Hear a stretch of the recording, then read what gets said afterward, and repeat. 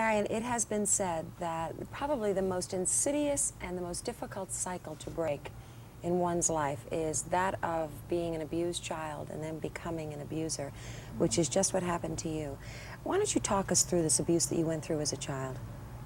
Okay, I think that I've been through every kind of abuse there is. I was sexually abused at about 6 months too. I'm not sure when it stopped. I have blanked out a good portion of my childhood.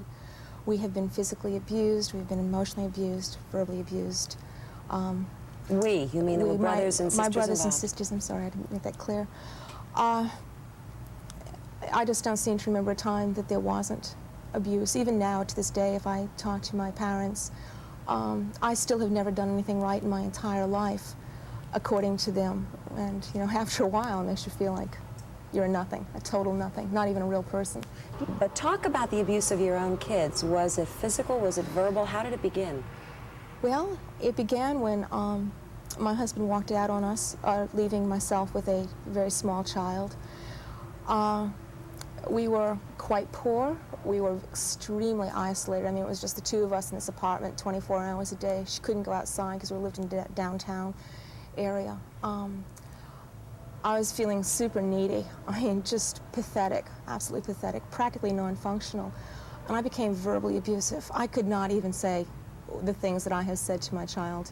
You'd have to censor everything I've ever said to that child from about the time she was 3 to the time she was 5.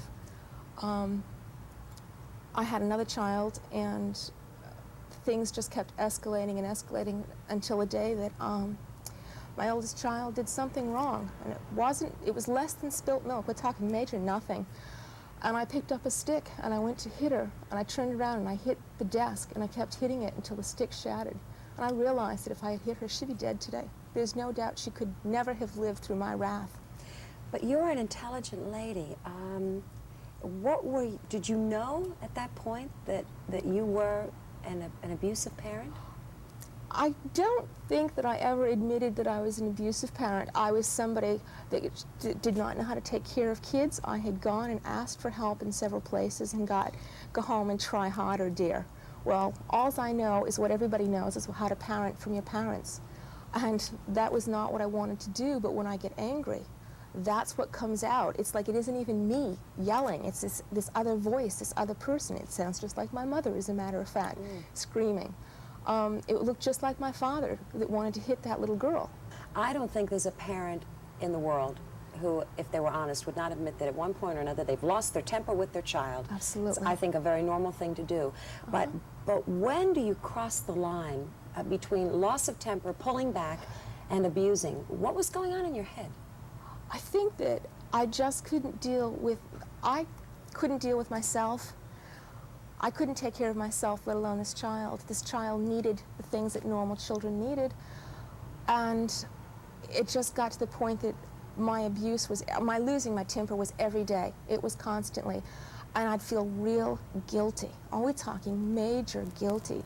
And the guiltier I got, the worse I got. And the worse I got, the guiltier I got. And it just kept escalating and exploding. It was absolutely horrible. It was terrifying. The whole time was terrifying. Do you think that you were more child than adult in that setting? I mean, were you acting out this childhood that had never really, My daughter was only 3 years old, and she was more mature than I was. Absolutely. She took care of me.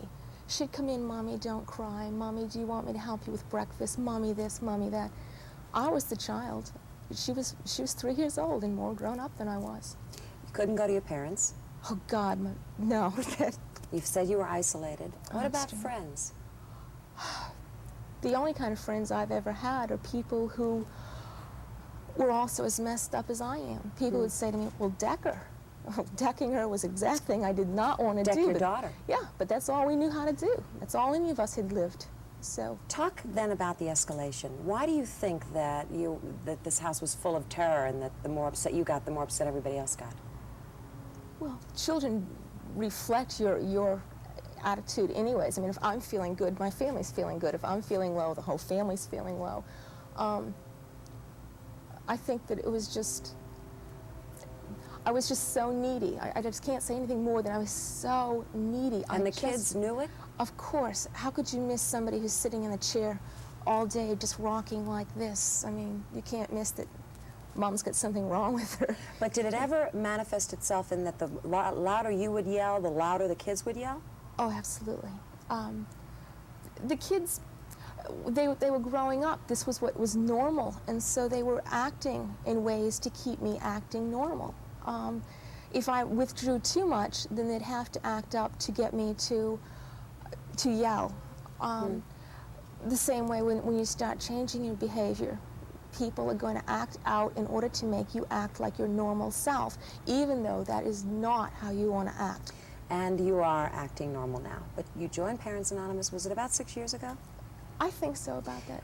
You told me that you felt that everyone that was a part of that organization, that they were all monsters, and that's what kept you from joining. Yeah. What do you now know? Well, I need to say that I think that when we hear the word child abuser, we all, monsters. People who get up in the morning and say, I've got nothing else to do. I think I'll beat the shit out of, beat the kids. I'm sorry. Well, you're letting us know, though, what exactly you were thinking. So my therapist wanted me to go, and I said, I'll go just because I don't want to have to explain to her why I didn't want to go. But I knew I was going to go and find monsters there, and since I am not a monster, I am a nice person who really loves my kids. I just don't know how to take care of them. So I was just going to go and say, look, I don't fit there. I don't belong there. So when I got there, and this absolutely gorgeous, beautiful young lady was sitting there hugging her baby, and I went to leave, and she said, are you looking for Parents Anonymous? And I'm sitting there, uh-oh, something's wrong here. And she said, I belong to Parents Anonymous, and I love this baby more than anything on this earth. I just want to learn how to take care of her differently than my parents took care of me. So I sat down, because obviously that's what it's all about, is really caring but not knowing how to take care of your kids.